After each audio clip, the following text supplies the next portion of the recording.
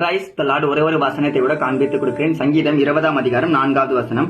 அவர் உமது மனவிருப்பத்தின்படி உமக்கு தந்தரளி உமது ஆலோசனைகள் எல்லாம் நிறைவேற்றுவாராக. இன்னைக்கு ஆண்டவர் உங்களை பார்த்து சொல்ற காரியம் என்னன்னா, மகனே மகளே, உன்னுடைய மனவிருப்பத்தையும் அவனுடைய ஆலோசனை நிறைவேற்ற போறேன்னு சொல்லி ஏசப்பா இன்னைக்கு உங்களை பார்த்தமா சொல்றாரு. இன்னைக்கு உங்க லைஃப்ல பாத்தீங்கன்னா நீங்க ரொம்ப எதிர்பார்ப்போட ஒரு காரியத்தை நம்பி நீங்க நினைச்சிட்டு இருக்கீங்க, அந்த காரியம் லைஃப்ல நடக்கும் அப்படின்ட்டு.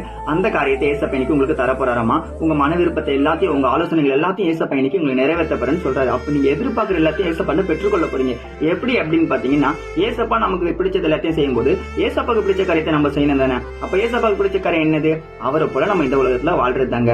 அவரை போல எப்படி வாழணும்? பரிசுத்தமா வாழணும். நம்ம ஜெபிக்கிற பிள்ளையா இருக்கணும், வேதம் வாசிக்கிற பிள்ளையா இருக்கணும், எல்லாமே கரெக்ட். முக்கியமான ஒரு விஷயம் இருக்கு. என்னன்னா, ஏசப்பா என்ன பண்ணாரு? காஸ்பல் அறிவிச்சாரு. எல்லா ஜனங்களுக்கும் போய் சுவிசேஷம் அறிவிச்சு ரட்சிப்புகளை நடத்தினாரு. அப்ப நம்ம ஏசப்பா ஏற்றுக்கொண்ட பிள்ளைகளா மாறும்போது நம்மளும் என்ன பண்ணணும்? ஏசப்பா பத்தி காஸ்பல் சொல்லணும், சுவிசேஷம் அறிவிக்கணும் சொல்லி இன்னைக்கு ஆண்டவர் உங்களை பார்த்தா சொல்றாரு. அப்ப ஏசப்பாக்கு பிடித்தமான காரியத்தை இந்த உலகத்துல நீங்க செய்யற பிள்ளைகளா மாறும்போது நிச்சயமா மகனே மகளே, இன்னைக்கு உன் லைஃப்ல நீ நிறைய காரியத்தை எதிர்பார்த்து காத்துன்னு இருக்க. உன் மனவிருப்பம் எல்லாமே நிறைவேற போது, நிச்சயமா நடக்க போதுமா. நீ கவலைப்படாத. நீ நினைச்சிருக்க காரியத்தை நீ பெற்றுக்கொள்ளதான் போறேன்னு சொல்லி ஏசப்பா இன்னைக்கு உங்களை பார்த்து சொல்றாரு. விசுவாசிக்கிறீங்கன்னா ஆமீன் போட்டுக்கோங்க. இதே போல அவக்கிற வசனங்களை ஃபாலோ பண்ணிக்கோங்க. God bless you. ஆமீன்.